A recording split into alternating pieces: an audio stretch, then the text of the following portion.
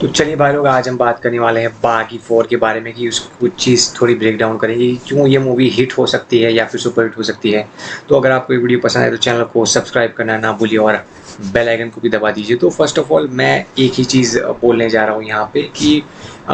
इस टाइप की मूवीज़ जो होती हैं, जो कि पार्ट 1 थी, जो कि फुल्ली एक्शन पे ही बेस्ड थी, और फिर पार्ट 2 की भी मैं बात करता हूँ कहीं ना कहीं, तो वो भी एक्शन पे ही बेस्ड थी, लेकिन उसमें थोड़ी बहुत ज़्यादा इंटरेस्टिंग स्टोरी थी या ज़्यादा कुछ चीज़ें ऐसी वैसी दिखाई गई थी,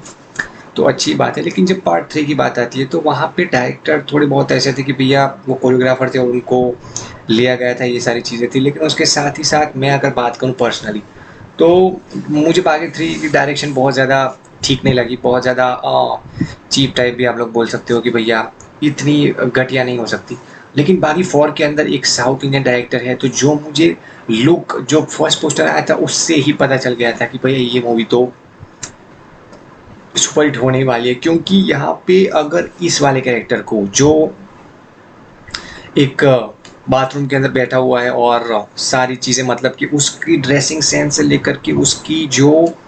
हेयर स्टाइल है और जो बियर्ड जिस तरीके की उसने की है, वो कम्प्लीटली आप उस कैरेक्टर को, जो एनिमल मूवी में रणबीर कपूर का कैरेक्टर जो होता है लास्ट में जो इंट्रोड्यूस होता है अब्राहम, उससे कंपेयर कर सकते हो। क्योंकि ये उसी टाइप की चीज़ें होती हैं कि वो लोग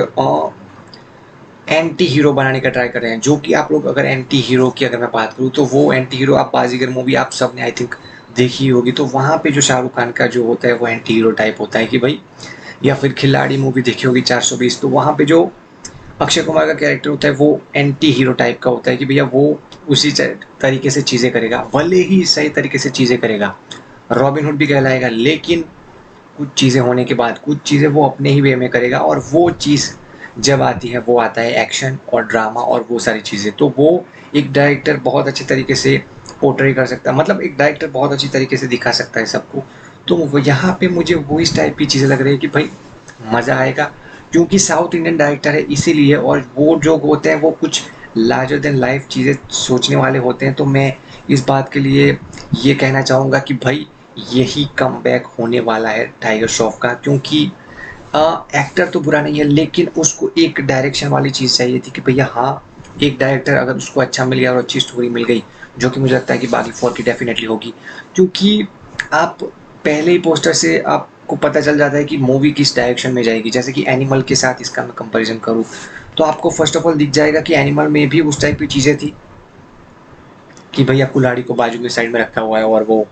कुछ कर रहा है और वो सारी चीज़ें, यहाँ पे भी उस टाइप की चीज़ है। तो मुझे लगता है सेम वाइब आ रही है और मज़ा भी दुगना आएगा। और क्योंकि रणबीर कपूर से एक स्टेप ऊपर मैं टाइगर श्रॉफ को रखूँगा, क्योंकि वो रणबीर कपूर एक